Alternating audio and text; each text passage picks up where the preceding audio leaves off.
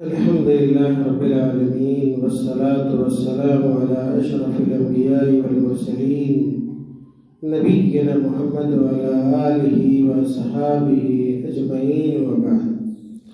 عن عائشة رضي الله عنها قالت: كان رسول الله صلى الله عليه وسلم يجابر في العشر الأواخر من رمضان ويقول: تحروا ليلة القدر في العشر الأواخر من رمضان. وفي رواية: في الوتر من العشر الأواخر من رمضان. متفق علیہ. محترم حاضرین و ناظرین کرام، اللہ رب العالمین کی توفیق سے انشاءاللہ آج ہم لوگ رمضان مبارک کا 24 روزہ مکمل کریں گے اور 25ویں روزے میں سورج غروب ہونے کے بعد ہم لوگ داخل ہو جائیں گے. اس اعتبار سے آج کی جو رات ہوگی وہ ان راتوں میں سے ایک ہوگی جن راتوں میں شب قدر کے ہونے کا امکان پایا جاتا ہے. آج کی جو حدیث ہے، جو حدیث میں نے پڑھی ہے، اس حدیث کا تعلق بھی لیلۃ القدر سے ہے. اس حدیث کو روایت کرنے والی جو صحابیاں ہیں وہ عائشہ رضی اللہ تعالی عنہا ہیں. کہتی ہیں کہ کان رسول اللہ صلی اللہ علیہ وسلم یجاور فی العشر الاواخر من رمضان، کہ اللہ کے نبی صلی اللہ علیہ وسلم رمضان کے آخری عشرے میں اعتکاف کیا کرتے تھے.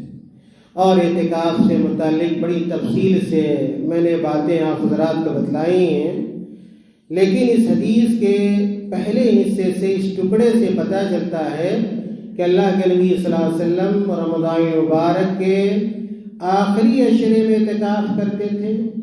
اور اعتکاف کرنے کے بہت سارے مقاصد میں سے آپ صلی اللہ علیہ وسلم کا ایک اہم ترین جو مقصد ہوتا تھا وہ یہ تھا کہ آپ صلی اللہ علیہ وسلم شب قدر کو حاصل کر لے جائیں.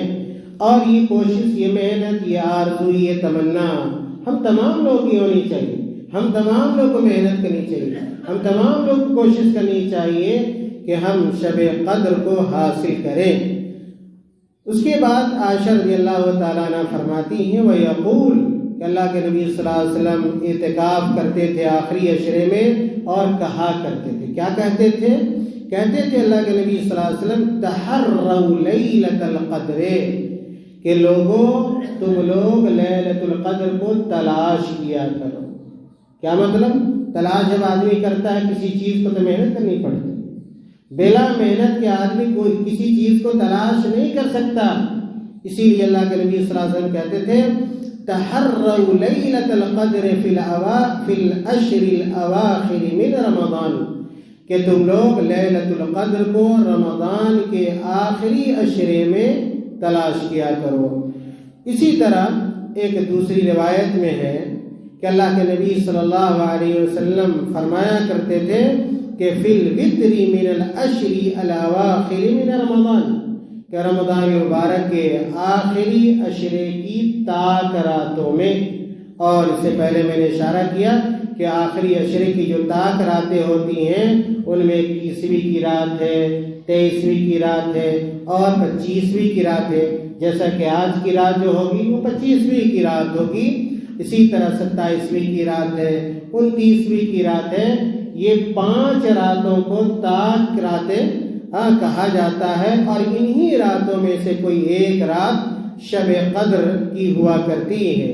میرے بھائیوں، یہ جو حدیث ہے صحیح حدیث ہے، بلکہ صحیح بخاری اور صحیح مسلم کی یہ روایت ہے جو میں نے پڑھی ہے.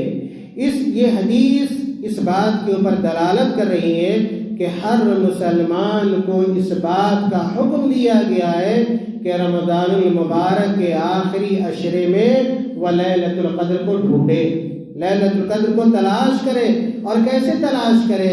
اس سے پہلے بھی میں نے کہا تھا کہ تلاش کرنے کا مطلب صرف جگہ رہنا نہیں ہے یا کہ ادھر ادھر گھومنا پھرنا نہیں ہے، بلکہ تلاش کرنے کا مطلب یہ ہے کہ آدمی آدمی رات کو قیام اللیل کرے، نفلی نمازوں کا اہتمام کرے، اللہ تعالیٰ کی اطاعت اور بندگی کرے، اور کثرت سے جو فرض نمازوں کے علاوہ سنت کی نمازیں، نفلی نمازیں، قرآن کی تلاوت، ان تمام اعمال کو انجام اگر دیتا ہے تو یہ سمجھا جائے گا کہ وہ آدمی لیلۃ القدر کو ڈھونڈ رہا ہے، وہ آدمی لیلۃ القدر کو تلاش کر رہا ہے۔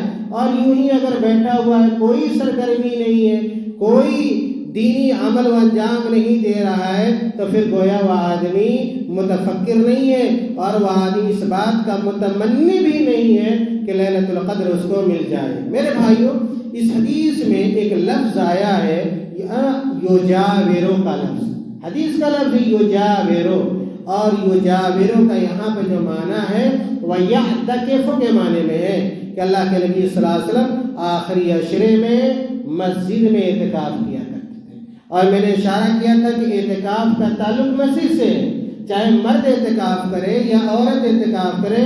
بہت ساری جگہوں پہ عورتیں اپنے گھروں میں اعتکاف کرتی ہیں، بہت سارے گاؤں میں، بستیوں میں عورتیں گھروں میں اعتکاف کرتی ہیں۔ جو عورتیں گھروں میں اعتکاف کرتی ہیں ان کا اعتکاف نہیں ہوتا، اس کو اعتکاف نہیں کیا جائے گا، کہیں نہیں کہا جائے گا۔ اللہ کے نبی صلی اللہ علیہ وسلم کی جو بیویاں اعتکاف کرتی تھی وہ گھروں میں نہیں کرتی تھی، حالانکہ ان کا گھر بالکل مسجد کے قریب ہوتا تھا، پھر بھی نہیں، بلکہ جو بھی صحابیات، جن صحابیات نے بھی اعتکاف کیا ہے انہوں نے مسجد ہی میں اعتکاف کیا۔ اس لیے اعتکاف کا تعلق مسجد سے ہے، مرد اعتکاف کرے یا عورت اعتکاف کرے، مسجد ہی میں اعتکاف ہونا چاہیے، تب جا کے وہ مسنون عمل قرار پائے گا۔ حدیث میں ایک لفظ آیا ہے، ہم لوگوں نے ابھی سنا، تحرو کا لفظ آیا ہے، تحرو لیلۃ القدر۔ تحرو کا معنی کیا ہوتا ہے؟ تحرو کا معنی ہوتا ہے اطلبو، کسی چیز کو طلب کرو، کسی چیز کو ڈھونڈو، یہ تحرو کا معنی ہے۔ اور اسی معنی کو امام ابن الاثیر رحمۃ اللہ علیہ نے اپنی بڑی مشہور لغت کی کتاب النہایہ کے اندر ذکر کیا ہے کہ آدمی ارادتاً قصداً شب قدر کو پانے کی کوشش کرے، اور شب قدر میں جو کام کرنا ہے، عبادت جو کرنی ہے یا جو ذکر و اذکار کرنا ہے، وہ سارے اعمال کو انجام دے، تب جا کے تحرو کا معنی ادا ہوگا۔ میرے بھائیوں، یہ لیلۃ القدر اور جو طاق راتیں جو ہیں، اگر کسی آدمی سے 21ویں کی رات چھوٹ گئی، 23ویں کی رات چھوٹ گئی، تبھی اس کے پاس موقع ہے۔ 25ویں کی رات بھی اس کے لیے بہترین موقع ہے، 27ویں بھی ہے، 29ویں بھی ہے۔ تو یہ نہیں سمجھنا چاہیے کہ 2 راتیں ہم سے چلی گئی ہیں، اب کیسے ہوگا۔ کوئی ضروری نہیں ہے کہ جو رات گئی ہو اسی رات میں شب قدر ہو، نہیں، ممکن ہے کہ 25ویں کی رات بھی شب قدر ہو، یا کہ ہو سکتا ہے 27ویں کی رات بھی ہو سکتی ہے، 29ویں کی رات بھی ہو سکتی ہے۔ اس لیے ان تمام راتوں میں شب قدر کے پائے جانے کا امکان پایا جاتا ہے یا امکان ہوتا ہے۔ میرے بھائیوں، یہ شب قدر سے متعلق عبادہ بن صامت رضی اللہ تعالیٰ عنہ کہتے ہیں کہ خرج النبی صلی اللہ علیہ وسلم لیخبرنا بلیلۃ القدر۔ عبادہ بن صامت رضی اللہ تعالیٰ عنہ کہتے ہیں کہ ایک مرتبہ اللہ کے نبی صلی اللہ علیہ وسلم اپنے گھر سے نکلے تاکہ ہمیں لیلۃ القدر کے بارے میں بتا دیں کہ لیلۃ القدر بالضبط کس رات کو ہے، اس کی خبر دینے کے لیے اللہ کے نبی صلی اللہ علیہ وسلم نکلے، تعین کے لیے کہ 5 راتوں میں سے کس رات کو شب قدر ہوتی ہے، اس کی خبر دینے کے لیے اللہ کے نبی صلی اللہ علیہ وسلم ایک مرتبہ نکلے۔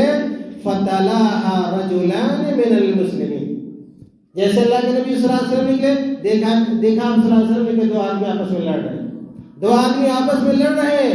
تو اللہ کے نبی صلی اللہ علیہ وسلم نے، جب آدمی گھر سے کسی کام کے لیے نکلتا ہے اور کسی اور کام میں لگ جاتا ہے تو جو اصل کام ہوتا ہے وہ آدمی کا رہ جاتا ہے، جس کا جو اصل مقصد ہوتا ہے وہ آدمی بھول جاتا ہے۔ اللہ کے نبی صلی اللہ علیہ وسلم نے کہا اس موقع سے، جب دیکھا کہ 2 آدمی لڑ رہے ہیں، تو کہا اللہ کے نبی صلی اللہ علیہ وسلم نے کہ خرجت لأخبركم بلیلۃ القدر، کہ میں اس لیے نکلا تھا تاکہ تم کو لیلۃ القدر کے بارے میں خبر دے دوں۔ فتلاها فلان و فلان، لیکن میں نے دیکھا کہ فلاں اور فلاں آدمی آپس میں لڑ رہے، فرفیت۔ تو جو تعین کا علم تھا، جو اللہ کے نبی صلی اللہ علیہ وسلم تعین کرنا چاہ رہے تھے کہ 21ویں کی شب کو شب قدر ہوتی ہے، یا 23ویں کو، یا 25ویں کو، یا 27ویں، یا 29ویں کو، اللہ کے نبی صلی اللہ علیہ وسلم کہتے ہیں وہ علم اٹھا لیا، اللہ رب العالمین نے بھلوا دیا، وہ علم ختم ہو گیا. یعنی جو تعین تھی، وہ تعین اللہ کے نبی صلی اللہ علیہ وسلم نہیں کر سکے. لیکن یہ بات ضرور ہے کہ ان 5 راتوں میں سے کوئی ایک رات ہوتی ہے، لیکن کون سی رات ہوتی ہے یہ اللہ کے نبی صلی اللہ علیہ وسلم بالضبط بتلانا چاہتے تھے، لیکن اللہ کے نبی صلی اللہ علیہ وسلم بتلا نہیں سکے. اور اس میں بھی اللہ تعالیٰ کی بڑی حکمت ہے، اس میں بھی بڑی حکمت ہے. اللہ تعالیٰ کا جو بھی فیصلہ ہوتا ہے وہ حکمت والا فیصلہ ہوتا ہے. اور اللہ تعالیٰ نے جو اپنے نبی کو جو علم دیا تھا، وہ علم جو اللہ کے نبی صلی اللہ علیہ وسلم نے اٹھا لیا، تاکہ مسلمان، تاکہ ہم اور آپ ان 10 راتوں میں، اور خاص طور سے 5 لاکھ راتوں میں، 5 راتوں میں ہم اللہ رب العالمین کی عبادت کریں اور شب قدر کو ڈھونڈیں. اور اگر اس رات کے بارے میں، ایک رات کے بارے میں اگر اللہ کے نبی صلی اللہ علیہ وسلم بتلا دیتے تو پھر کیا ہوتا؟ ہماری ہمت کمزور ہو جاتی، ہمارا حوصلہ کمزور ہو جاتا. پھر ہم صرف اسی ایک رات کو جگتے اور بقیہ رات کا اہتمام نہیں کرتے. اسی لیے اللہ کے نبی صلی اللہ علیہ وسلم کو اللہ تعالیٰ نے جو علم دیا تعین سے متعلق، وہ علم ختم ہو گیا. پھر آگے اللہ کے نبی صلی اللہ علیہ وسلم نے کہا وَعَسَىٰ أَن يَكُونَ خَيْرًا لَكُمْ. اللہ کے نبی نے کہا کہ جو میں بتلانے نکلا تھا وہ تو بات ختم ہو گئی، میں بھول گیا، لیکن ہو سکتا ہے کہ اسی میں تمہارے لیے بھلائی. اللہ کے نبی کہہ رہے ہیں وَعَسَىٰ أَن يَكُونَ خَيْرًا لَكُمْ، کہ ممکن ہے کسی چیز میں تمہارے لیے بھلائی ہو. فَالْتَمِسُوهَا فِي التَّاسِعَةِ وَالسَّابِعَةِ وَالْخَامِسَةِ. اس لیے تم لوگ لیلۃ القدر کو 29ویں کی رات میں، 27ویں کی رات میں اور 25ویں کی رات میں ڈھونڈا کرو. اس حدیث میں باضابطہ 25ویں اور 27ویں اور 29ویں کا تذکرہ آیا.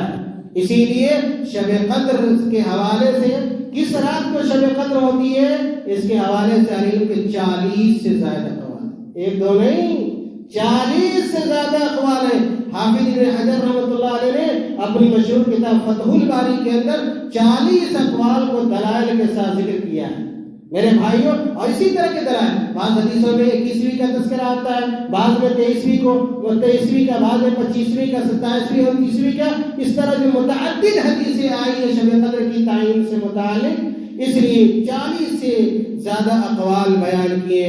میرے بھائی اس حدیث سے یہ بھی پتہ چلتا ہے کہ لڑنا جھگڑنا کوئی اچھی بات نہیں، لڑنا جھگڑنا کوئی اچھی بات نہیں ہے. اور بہت سارا خیر کا کام، بھلائی کا کام لڑنے جھگڑنے کی وجہ سے ختم ہو جاتا ہے.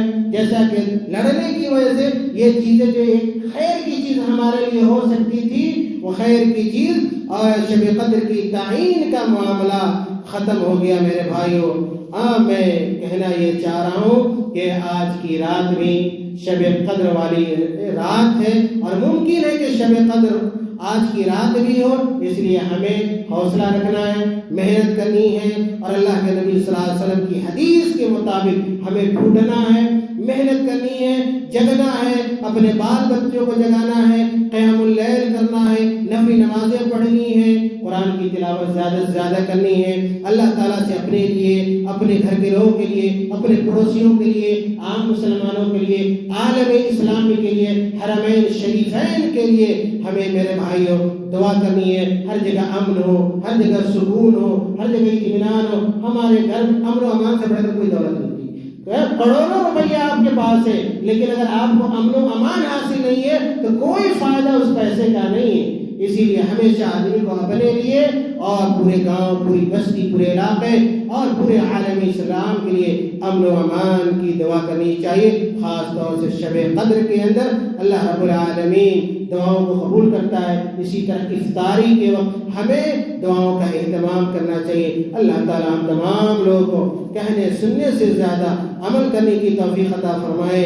اللہ تعالیٰ ہم تمام لوگوں کو شب قدر میں اپنی عبادت کرنے کی توفیق عطا فرمائے. اللہ تعالیٰ ہم تمام لوگوں کو عزم دے، ہمت دے، طاقت دے، اور ہماری نیتوں کے اندر اخلاص عطا فرما دے۔ جو بھی کام کیجئے تھوڑا ہی کیجئے، لیکن اللہ کے لیے کیجئے، کسی کو خوش کرنے کے لیے نہیں، کسی کو دکھانے کے لیے نہیں، واہ واہی کے لیے نہیں۔ کہ اگر کوئی کام کسی کو دکھانے یا واہ واہی لوٹنے کے لیے کرتا ہے، اس پر کوئی اجر، کوئی ثواب ہمیں اور آپ کو نہیں ہوتا ہے۔ اللہ تعالی ہمارے اور آپ کے نیک عمل کو قبول فرمائے، آپ کے بیٹھنے کو قبول فرمائے، آپ کے سننے کو قبول فرمائے۔